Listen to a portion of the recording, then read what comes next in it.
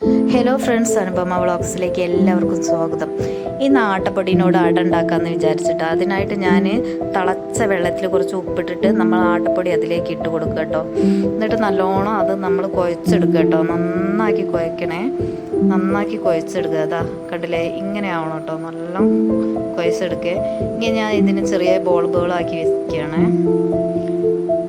ഇതാ ഇങ്ങനെ ബോളാക്കി വെച്ച് ഇനി ഇതിലേക്ക് വേണ്ടത് തേങ്ങ ചിരവിയത് കേട്ടോ. തേങ്ങ ചിരവിയതും പിന്നെ 2 ഏലക്കായ, പിന്നെ ആവശ്യത്തിന് കുറച്ച് ജീരകം, ചെറിയ ജീരകമല്ലേ, അതും ഇട്ടിട്ടുണ്ട്. പിന്നെ നമുക്ക് ആവശ്യത്തിന് പഞ്ചസാര ഉപയോഗിക്കാം കേട്ടോ. പഞ്ചസാര മധുരത്തിനനുസരിച്ചിട്ട് പഞ്ചസാര ഉപയോഗിക്കാം. ഇനി ഇത് എടുത്തൊന്ന് പ്രസ് ചെയ്ത് കൊടുക്കുക കേട്ടോ. ചെറുങ്ങനെ പ്രസ് ചെയ്താൽ മതി. ഇനി അതിലേക്ക് തേങ്ങ മിക്സ് ചെയ്തത് അതിലേക്ക് കുറച്ചിട്ട് കൊടുത്തിട്ട് അതിൻ്റെ തുമ്പത്ത് നല്ലപോലെ ഇങ്ങനെ പ്രസ് ചെയ്യണേ.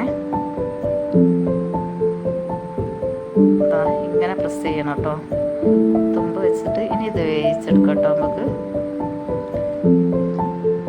ഞാൻ 3-4 ഒക്കെ ഇട്ടു. അതിൽ ചെറിയ തീയിൽ വേണം കേട്ടോ വേവിക്കാൻ, ഇല്ല ഞാൻ കരിഞ്ഞു പോകും.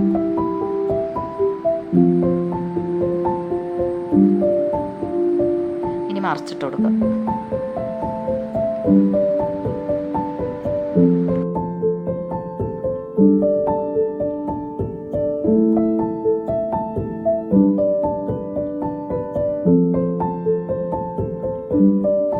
അപ്പോൾ അട റെഡി ആയി ഗൈസ്. അപ്പോൾ വീഡിയോ ഇഷ്ടപ്പെട്ടാൽ എല്ലാവരും സബ്സ്ക്രൈബ് ചെയ്യുക, ലൈക്ക് ചെയ്യുക. Okay, bye bye.